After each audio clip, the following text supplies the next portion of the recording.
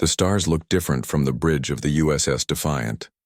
Captain Jake Morrison stood before the main viewing screen, watching the alien sun burn bright orange in the distance. After 6 months of traveling through space, they had finally found something. Not an empty world like the dozens they had passed before, but signs of life. Advanced life. "Captain, we're picking up massive energy readings from the third planet," said Commander Ben Parker from his station. His fingers moved quickly over the control panel. "There are thousands of ships in orbit, maybe tens of thousands." Morrison nodded slowly. Earth had sent them to find new worlds for humanity to live on. Their home planet was getting crowded, and the scientists said they needed to spread out among the stars. But instead of empty worlds, they had found something else entirely. An empire. "Any response to our signals?" Morrison asked. "Nothing yet, sir. But they know we're here. 3 large ships just changed course toward us." The Defiant was not an impressive ship by the standards they were seeing. It was built in Earth's orbital shipyards using the best technology humanity could manage. Nuclear reactors for power, thick steel armor, railguns that could fire metal slugs at incredible speeds, missiles with nuclear warheads. The scientists back home called it primitive compared to what they imagined alien technology might be like. Lieutenant Amy Foster looked up from her weapons console. "Those ships are big, Captain. Each one is at least twice our size." Morrison studied the tactical display. The approaching vessels were sleek and elegant, nothing like the bulky human design. They seemed to glow with their own inner light. Everything about them spoke of technology far beyond what Earth could build. "Open a channel," Morrison ordered. The main screen flickered and changed. Instead of stars, they now saw the bridge of an alien ship. The creature sitting in the command chair was tall and thin, with pale blue skin and large black eyes. When it spoke, the computer translated its words into English. "Unknown vessel. You have entered Imperial space without permission. I am Admiral Lisa Kane of the Zephyrian Sovereign. You will surrender immediately and prepare to be boarded." Morrison stepped forward. "This is Captain Jake Morrison of the Terran ship Defiant. We come in peace, seeking new worlds for our people. We didn't know this space was claimed." Admiral Kane's expression did not change. "Ignorance is not an excuse. All space belongs to the Zephyrian Empire. Your people will submit to Imperial. Rule or face destruction, choose now." The captain looked around his bridge. His crew of 40 men and women had volunteered for this mission knowing they might never see Earth again. They were explorers, not conquerors. But they were also not slaves. "I'm sorry, Admiral, but we cannot accept those terms. We're willing to negotiate, but we won't surrender." Kane's eyes narrowed. "Then you have chosen destruction. Prepare to die, primitive." The screen went dark. Immediately alarms began sounding throughout the Defiant. 3 ships approaching fast, Parker reported. "They're powering up weapons." Morrison sat down in his command chair. "Battle stations. All hands. This is the captain. We're about to fight for our lives and for humanity's future. Make every shot count." The crew moved with practiced efficiency. They had trained for this moment during the long journey from Earth. Foster's hands flew over her controls, bringing the railguns online. In engineering, Commander Rick Davis pushed the fusion reactors to maximum power. The first alien ship opened fire. Beams of pure energy lanced through space toward the Defiant. The crew held their breath, waiting for death. Instead, the energy beams struck the ship's armor and scattered. The thick steel plating, designed to survive nuclear explosions, absorbed the exotic energy with barely a tremor. Warning lights flashed, but the ship remained intact. "Minimal damage to outer hull," Davis reported from engineering. "Whatever those weapons are, they can't penetrate our armor." Morrison smiled grimly. "Return fire." Foster pressed the firing controls. The railguns spoke with authority, launching tungsten slugs at a significant fraction of light speed. The projectiles crossed the distance between ships in seconds. The first alien ship's shields flared as the metal slugs struck them. For a moment, the energy barrier held. Then the sheer kinetic force overwhelmed the defensive systems. The slugs punched through the shields like they were made of paper and tore into the ship's hull. Explosions bloomed along the alien vessel's side. Atmosphere vented into space through massive holes in the hull. The elegant ship began to list to one side, its engines failing. "Direct hit," Foster called out. "Their shields are down." The second alien ship fired again, this time from closer range. More energy beams struck the Defiant, but again the human armor held. Meanwhile, Foster had already targeted the second vessel. "Fire missiles, spread pattern," Morrison ordered. Nuclear-tipped missiles launched from the Defiant's tubes. The alien ships tried to shoot them down with defensive lasers, but human missiles were built to survive the radiation and heat of atomic warfare. Most of them got through. The nuclear explosions lit up space like new stars. When the light faded, 2 alien ships were gone. Only debris clouds marked where they had been. The third ship tried to retreat, but Foster was faster. Railgun slugs caught it before it could escape, tearing through its engines. The crippled vessel drifted helplessly as secondary explosions ripped it apart. Silence fell over the Defiant's bridge. In less than 10 minutes, they had destroyed 3 ships of an advanced galactic empire using weapons the aliens considered primitive. "Captain," Parker said quietly, "we're receiving a transmission from the flagship in orbit. The same Admiral Kane." Morrison stood up. "Put her on screen." Kane's face appeared again, but now she looked different. The arrogance was gone, replaced by something like fear. Behind her, other aliens were moving frantically around their bridge. "How?" she asked simply. Morrison considered his answer carefully. "We build things differently. Our weapons may seem primitive to you, but they work. You destroyed 3 cruisers with kinetic weapons and fusion explosives. That should be impossible." "Nothing is impossible if you hit hard enough," Morrison replied. "We came here in peace, Admiral. We still want peace, but we won't be slaves to anyone." Kane stared at him for a long moment. "This changes nothing. The Empire has thousands of ships. You have one." "Then I suggest you think carefully about what happens next," Morrison said. "We didn't start this fight, but we'll finish it if we have to." The screen went dark again. Morrison turned to his crew. They had won the first battle, but he knew it was only the beginning. Word of this encounter would spread throughout the Galactic Empire. Humanity had announced itself to the galaxy in the only way that seemed to matter here, through strength. "Set course for the edge of the system," he ordered, "and send a message to Earth. Tell them we found intelligent life. Tell them we're at war." Admiral Lisa Kane stood on the bridge of her flagship, staring at the tactical display that showed empty space where 3 of her ships used to be. The debris clouds were already dispersing, carrying with them the remains of 300 Zephyrian crew members. "How long until reinforcements arrive?" she asked her tactical officer.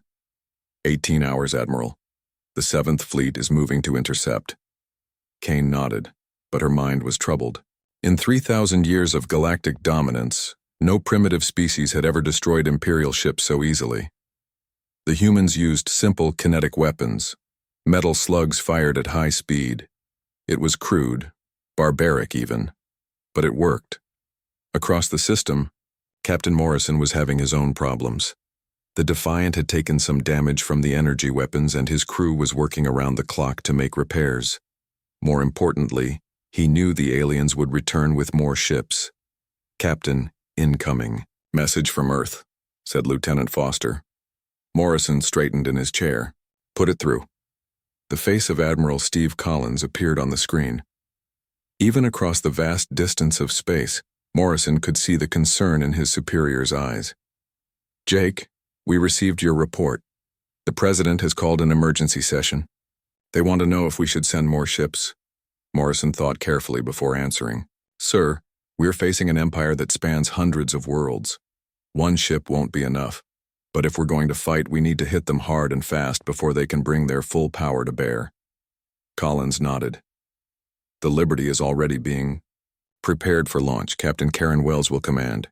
She should reach you in 6 days." "What about the other ships?" "They'll follow, but the Liberty is our fastest.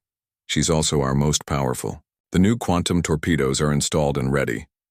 Morrison felt some relief. The USS Liberty was humanity's newest and largest warship. If anyone could help him face what was coming, it was Karen Wells and her crew. Meanwhile, Emperor Velthar was receiving his own reports on the distant imperial capital. The ancient ruler had seen many species challenge the empire over the millennia. All had been crushed with ease. But the destruction of 3 cruisers by a single primitive ship was unprecedented. "Double the 7th Fleet," he commanded. "I want 200 ships. Crush these humans completely." Admiral Kane received the new orders with growing unease. 200 ships seemed like overkill for one primitive vessel. But she had learned to respect human weapons. If the Emperor wanted overwhelming force, she would provide it. The next few days passed quietly. The Defiant remained at the edge of the system, making repairs and waiting. Morrison's crew worked tirelessly to improve their ship's capabilities. Commander Davis had managed to increase reactor output by 15%. Foster had recalibrated the railguns for better accuracy at long range. On the 4th day, long-range sensors detected the approaching Imperial fleet. 200 ships of various sizes led by the massive dreadnought Infinite Dominion. It was a force capable of conquering entire star systems. "Captain," Parker reported, "they're still 2 days out. But I'm also detecting something else. A human ship approaching from the opposite direction." Morrison smiled for the first time in days. "The Liberty?" "Yes, sir. She'll arrive 6 hours before the Imperial fleet." When the USS Liberty dropped out of hyperspace, Morrison felt his confidence return. The ship was magnificent. 3 times the size of the Defiant, bristling with weapons, her hull gleaming with fresh armor plating. Captain Karen Wells appeared on the communication screen, her steady gaze reassuring. "Jake, good to see you're still in one piece. What's our situation?" Morrison quickly briefed her on the approaching Imperial fleet. Wells listened without interruption, occasionally asking technical questions about Zephyrian weapons and tactics. 200 ships, she said when he finished. "They're not taking any chances. Can we handle them?" Wells smiled coldly. "We're about to find out. I brought some new toys that haven't been tested in combat yet. Time to see if the scientists back home know what they're doing." The Imperial fleet arrived exactly when predicted. Admiral Kane led them in perfect formation, the massive dreadnought Infinite Dominion at the center, surrounded by cruisers and destroyers in precise rows. It was an impressive sight, the organized might of a galactic empire arrayed for battle. Facing them were 2 human ships that looked tiny by comparison. The Defiant and the Liberty waited at the edge of the asteroid belt, using the rocky debris for partial cover. Kane opened communications one final time. "Human vessels, you are outnumbered 100 to 1. Surrender now, and your deaths will be quick." Morrison and Wells had already coordinated their response. Morrison answered for both ships. "Admiral Kane, you came to our system with threats and demands. You fired first. Now you'll learn what happens when you pick a fight with humanity." Kane cut the communication and gave the order to attack. The Imperial fleet moved forward in a wall of ships, energy weapons charging. They expected the humans to run or hide among the asteroids. Instead, both human ships accelerated directly toward the Imperial formation. It was suicidal, or so it seemed. "All ships, fire at will," Kane commanded. Hundreds of energy beams lanced out from the Imperial fleet, targeting the approaching human vessels. The space between the fleets lit up like a laser light show as the aliens concentrated their fire. But the humans had learned from their first encounter. Both ships jinked and weaved through the incoming fire, their engines pushed beyond normal limits. Most of the energy beams missed entirely. Those that hit were absorbed by the thick armor plating that had already proven its worth. Then Wells revealed her new weapons. The Liberty launched a spread of quantum torpedoes, missiles that used exotic matter warheads to create tiny black holes on impact. The torpedoes flew through the Imperial formation, seeking their targets.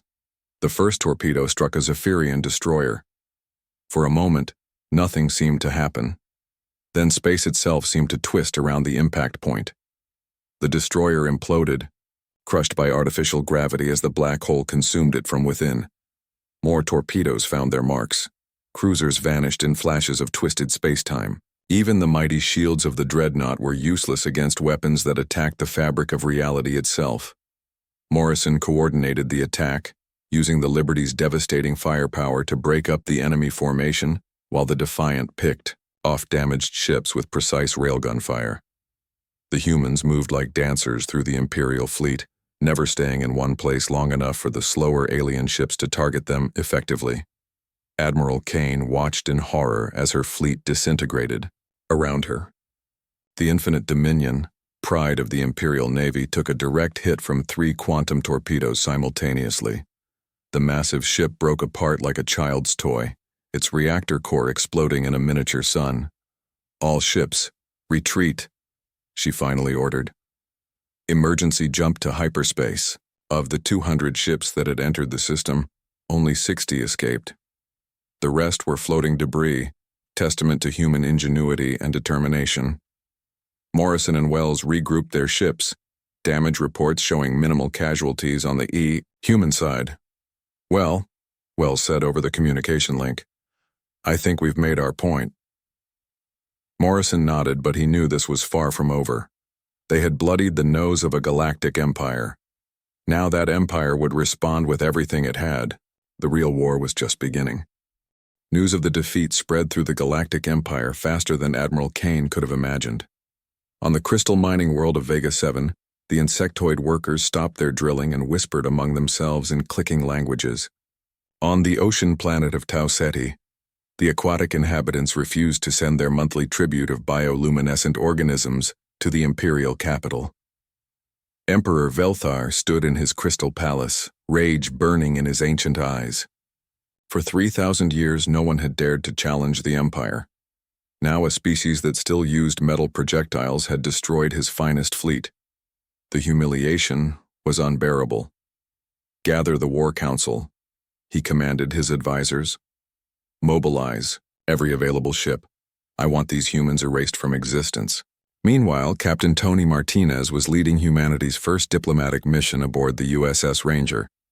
His orders were simple: find allies among the alien species that the Empire had conquered. Every intelligence report suggested that many worlds were held by force, not loyalty. Martinez's first contact was with the rebel leader Kliktar on the mining world of Alpha Centauri. The insectoid general had been planning rebellion for decades but lacked the firepower to challenge Imperial forces. When Martinez showed him recordings of the human victory, Kliktar's compound eyes widened with hope.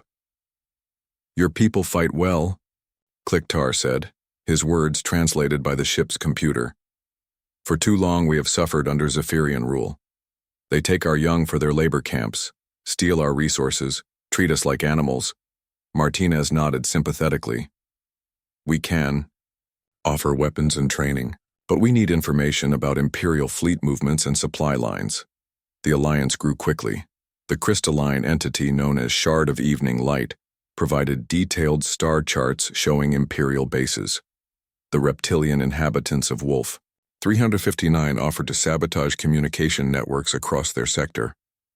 Species that had been oppressed for centuries suddenly saw hope in humanity's example. Back on Earth, the military was working around the clock to prepare for the coming war. Admiral Collins stood in the war room, studying reports from the outer colonies. The Liberty and Defiant had proven that human weapons could defeat Imperial technology, but 2 ships would not be enough for what was coming. "How many ships can we field?" Collins asked his staff. 37 combat vessels within 6 months, replied his aide. 62 if we include the converted cargo haulers. Collins shook his head. "Not enough. We need to think differently. Hit-and-run tactics, guerrilla warfare in space. We can't match their numbers, but we can make them pay for every system they try to hold." Colonel Sandra Lewis was already putting those theories into practice.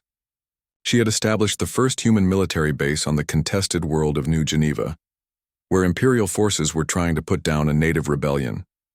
Her Marines, equipped with powered armor and plasma rifles, had proven superior to Zephyrian ground troops in every engagement. "The key is mobility," Lewis explained to her officers. "Imperial forces are used to fighting defensive battles from fortified positions. They don't know how to handle fast-moving human units that strike and disappear."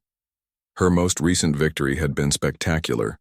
A full Zephyrian battalion had been dug in around the planetary capital. confident in their energy shields and heavy weapons. Lewis had led her Marines in a night assault, using human night vision technology to move unseen through the darkness. The battle lasted 3 hours. When dawn came, the Imperial position was destroyed, and Lewis's Marines had captured enough alien equipment to supply 3 rebel armies. More importantly, news of the victory spread to every world in the sector. But Emperor Velthar was not idle. In secret shipyards hidden throughout the Empire, his engineers were building weapons that violated every galactic treaty. Planet killer, devices capable of sterilizing entire worlds. Virus bombs that could wipe out all life on a planet in days. Weapons so terrible that even his own advisors begged him to reconsider. The humans must be made an example, the Emperor declared. Every species in the galaxy must see what happens to those who defy us. Admiral Kane found herself caught in an impossible situation. Her remaining ships were being reinforced with fresh vessels from across the Empire, but morale was terrible. Stories of human victories were spreading among her crews, and some captains were beginning to question whether the war could be won. Admiral, her intelligence officer reported, "We're detecting increased rebel activity in 17 sectors. The humans seem to be coordinating with insurgent groups across the Empire." Kane studied the tactical displays with growing concern. The humans were not fighting like a traditional enemy. Instead of trying to hold territory, they struck fast and disappeared, leaving behind weapons and training for local rebels. It was a strategy that turned the Empire's own size against it. Captain Wells had taken the Liberty deep into Imperial space, hunting for targets of opportunity. Her quantum torpedoes had already destroyed supply depots on 3 worlds, cutting off resources to entire sectors. Each attack was carefully planned to maximize damage while avoiding civilian casualties, something that impressed even enemy commanders. "Captain," her tactical officer reported, "we're being pursued by a Zephyrian task force, 12 ships including 2 heavy cruisers." Wells smiled grimly. "How long until they catch us?" "At current speed, 6 hours." "Perfect. Take us to the Rigel asteroid field. Time to show them what human engineering can really do." The Liberty led the Imperial ships into the dense asteroid belt, weaving between rocky debris at speeds that would have been suicidal for Zephyrian vessels. The human ship's superior maneuverability allowed it to use the asteroids as cover, popping out to fire quantum torpedoes before disappearing again. The Imperial ships, designed for open space combat, struggled with the tight confines of the asteroid field. 2 destroyers collided with rocky debris while trying to follow the Liberty's impossible course. A cruiser suffered a reactor overload when fragments damaged its cooling systems. When the battle was over, only 3 Imperial ships limped away from the asteroid field. The Liberty emerged without a scratch, having proven once again that human tactics were as deadly as human weapons. But the Emperor's response was already in motion. Planet-killer weapons were being moved into position around Earth's solar system. Virus bombs were being prepared for deployment against human colonies. The stakes of the war were about to escalate beyond anything either side had imagined. Admiral Kane received orders that made her blood run cold. She was to use the forbidden weapons against human worlds, starting with their home planet. The thought of genocide on such a scale horrified her, but refusing the Emperor's direct orders meant death. As she stared at the deployment orders, Kane made a decision that would change the course of the war. She opened a secure communication channel to an old friend, Admiral Morrison, now commanding the growing human fleet from his flagship. "Morrison," she said when his face appeared on her screen, "we need to talk." Admiral Morrison stared at the screen in surprise. Admiral Kane's face looked tired and worn, very different from the confident Imperial officer he had first met. Behind her, he could see the bridge of her flagship, but something was wrong. The crew moved nervously and several stations appeared to be unmanned. "Admiral Kane," Morrison said carefully, "this is unexpected." "I need to speak with you privately," Kane replied. "What I'm about to tell you could save both our species from disaster." Morrison gestured to his crew, and they cleared the bridge, leaving him alone with the communication link. Kane waited until her own bridge was empty before speaking again. "The Emperor has authorized the use of planet-killer weapons," she said bluntly. He plans to destroy Earth and every human colony.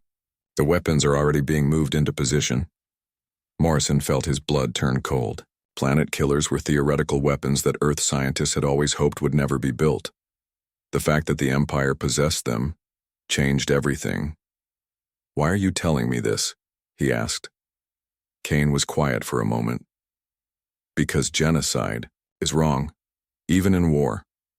My people have done terrible things to maintain our empire, but this goes too far. If we use these weapons, we become monsters. What do you want in return?" "Nothing," Kane said. "Just stop him before it's too late." The communication ended, leaving Morrison alone with terrible knowledge. He immediately called his senior staff together and shared Kane's warning.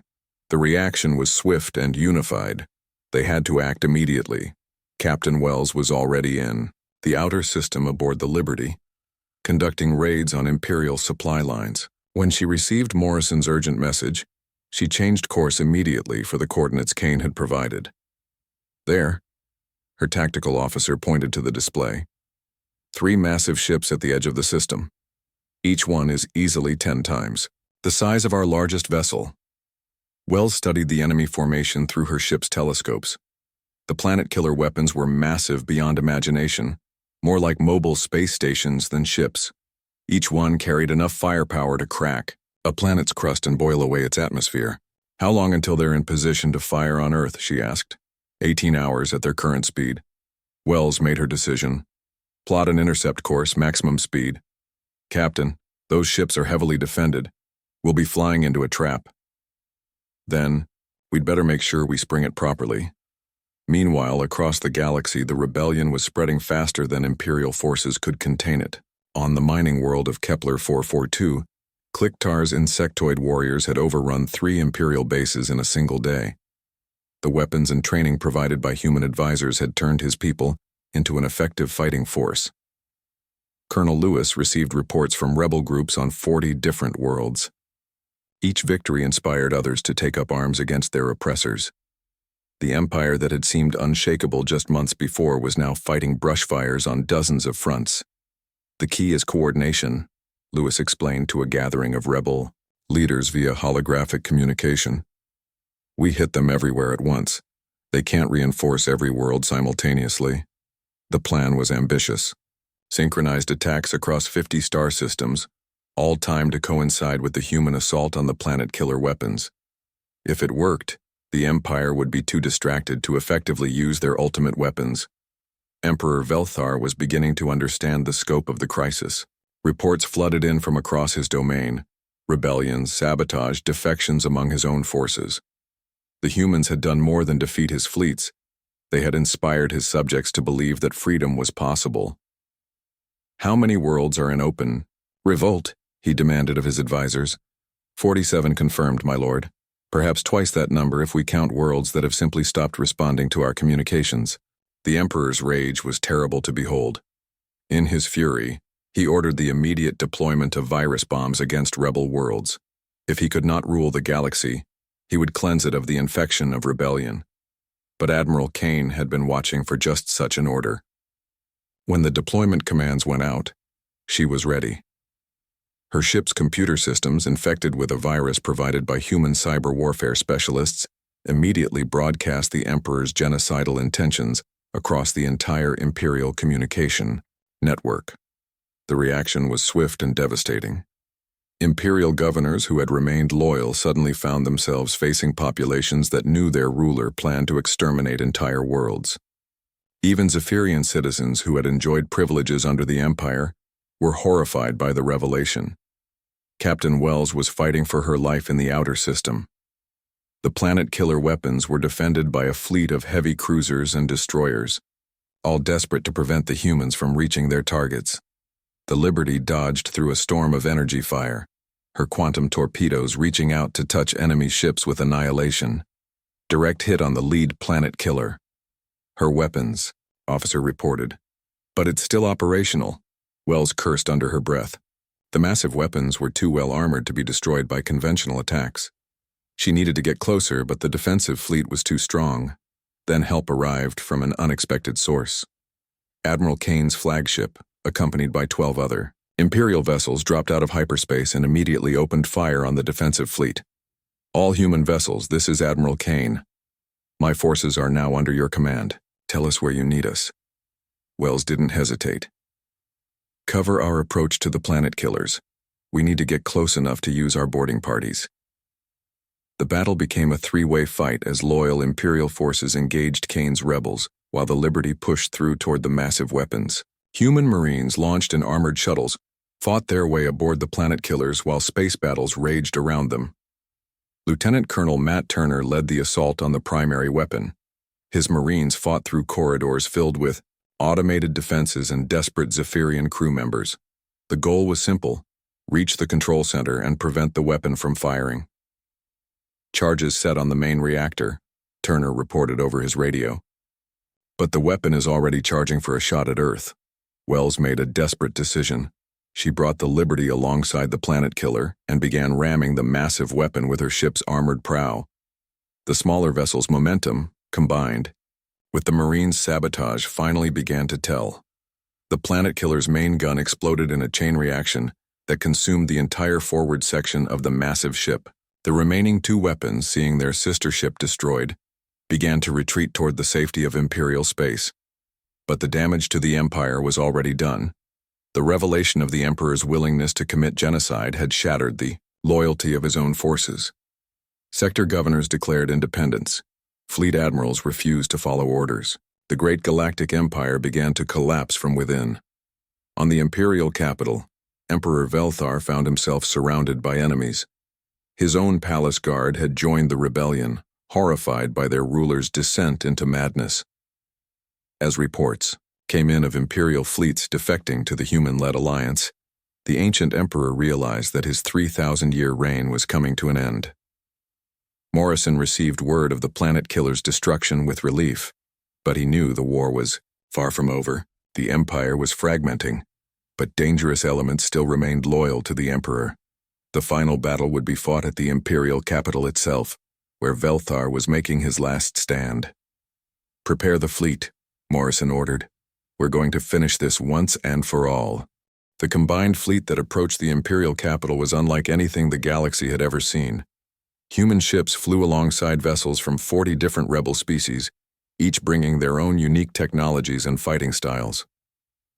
Admiral, Morrison commanded from the bridge of his flagship, watching as the diverse armada prepared for the final battle. "Fleet status report," he requested. Commander Parker consulted his displays. 67 human vessels, including the Liberty. 138 rebel ships of various classes. Admiral Kane's defector fleet adds another 45 Imperial vessels to our forces. Morrison nodded. It was an impressive force, but he knew the Imperial capital would be heavily defended. Emperor Velthar would not surrender easily, especially now that his empire was crumbling around him. The planet of Zephyria Prime hung before them like a glittering jewel. Massive space stations orbited the world, their surfaces covered with weapon emplacements and shield generators. Between them patrolled the remnants of the Imperial fleet, ships that had remained loyal to the Emperor despite everything that had happened. Captain Wells brought the Liberty alongside Morrison's flagship. Her ship bore the scars of many battles, but her crew was ready for one more fight. Through the communication link, her face showed the same determination that had carried humanity this far. "Jake, long-range sensors are detecting something troubling. The Emperor has activated planetary defense systems that we've never seen before. Energy readings are off the charts." Morrison studied the tactical displays with growing concern. The Imperial capital was surrounded by a defensive network that could destroy entire fleets. But there was no choice. They had to press the attack. "All ships begin the assault," he ordered. The battle for Zephyria Prime began with a massive exchange of fire. Human quantum torpedoes and railgun slugs met Imperial energy beams and exotic matter warheads in the space between the fleets. The rebel ships added their own weapons to the mix: crystalline beam arrays from Shard of Evening Light's people, bioelectric disruptors from the aquatic species of Tau Ceti. But Emperor Velthar had one final card to play. Deep beneath the Yan Imperial Palace, ancient weapons that had been sealed away for millennia were brought online, planet crackers that could split worlds in half. reality bombs that could erase entire star systems from existence. All rebel forces. This is Emperor Velthar, came the broadcast across all frequencies. You have one final chance to surrender. Lay down your arms now, or I will detonate weapons that will destroy this entire solar system, taking all of us with it. Morrison looked around his bridge. His crew had come so far, sacrificed so much. The idea of backing down now was unthinkable. This is Admiral Morrison, he replied. We've seen what your empire does to those who surrender. We'll take our chances with freedom. The Emperor's response was swift and terrible. Ancient weapons began powering up across the planet's surface, their energy signatures visible even from space. The countdown to galactic Armageddon had begun. Captain Wells made a decision that would become legend. I'm taking the Liberty down to the surface. If those weapons activate, we're all dead anyway. Might as well try to stop them. Her ship dove through the planetary atmosphere, followed by a squadron of the fastest rebel vessels. Imperial fighters rose to meet them, but the combined fleet's superior tactics and firepower carved a path through the defenses. The Liberty landed in the Imperial capital's main plaza, her massive bulk crushing ancient monuments that had stood for thousands of years. Wells led her crew in a desperate assault on the palace itself, fighting through corridors lined with the treasures of 100 conquered worlds. Meanwhile, Dr. Frank Murphy was working frantically in his laboratory aboard Morrison's flagship. The human computer specialist had been analyzing Imperial systems throughout the war, and he believed he had found a weakness in their quantum-based networks. Admiral, Murphy called over the communication system. I think I can shut down their planetary weapons, but I need access to their central computer core. Morrison looked at the tactical display. The palace was heavily fortified, and Wells's assault was meeting fierce resistance, but if Murphy was right, it might be their only chance. Colonel Turner, can your Marines reach the computer core? Turner's voice crackled over the radio from the planet's surface. We're pinned down 3 levels above it, sir. Heavy resistance, but we're making progress.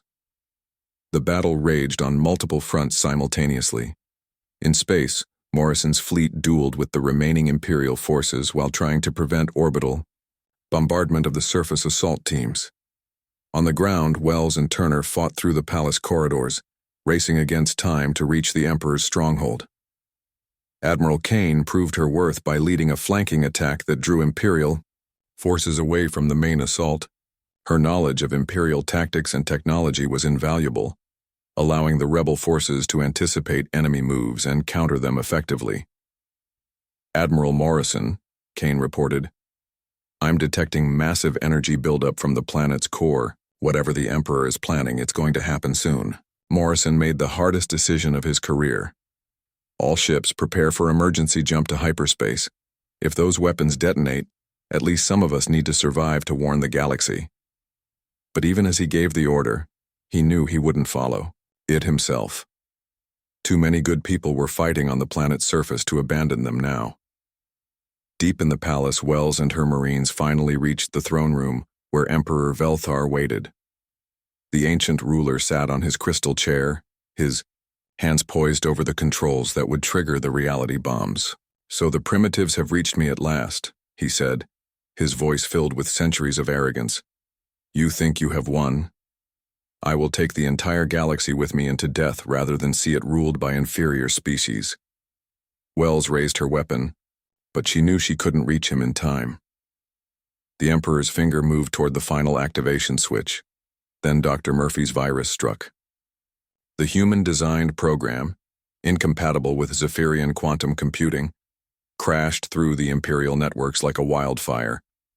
Control systems failed across the planet as chaotic human logic overwhelmed ordered alien processing. The Emperor pressed the switch, but nothing happened. His ancient weapons were dead, their control systems reduced to useless quantum static by Murphy's cyber attack. Impossible, Velthar whispered.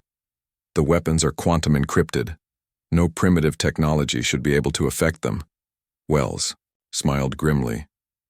That's the problem with calling us primitive. You never bothered to understand how we really think. The Emperor's capture marked the end of the Galactic Empire. Across hundreds of worlds, The news spread that the tyrant who had ruled for 3 millennia was finally defeated. Species that had been enslaved for generations celebrated their freedom, while imperial forces laid down their arms rather than continue fighting for a lost cause. But the real work was just beginning. Morrison found himself at the center of negotiations to establish a new galactic government. The diversity of species that had joined the rebellion made consensus difficult, but it also provided strength.